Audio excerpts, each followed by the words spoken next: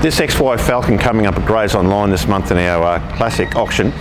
It started life back in 1971 as a Canberra highway patrol car.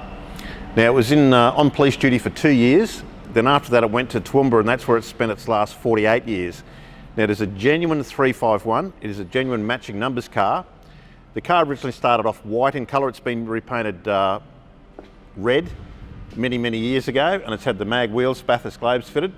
Interior trim still original, it's got all documentation with it, it's got all the right tags, compliance plates on it, and it is a pretty special car. It's one of two, we believe, that were built like this. As I said, the same guy's had it for over 40 years. It's a good solid car, there's no signs of rust or corrosion on it. The body's straight, the motor's very strong. All the mechanics were done about 8 years ago, engine, gearbox, diff and brakes.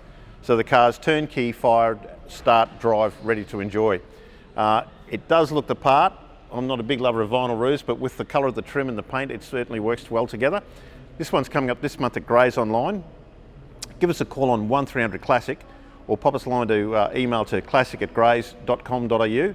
But a very interesting car and a pretty rare car, and certainly you wouldn't find too many more of these on the market today.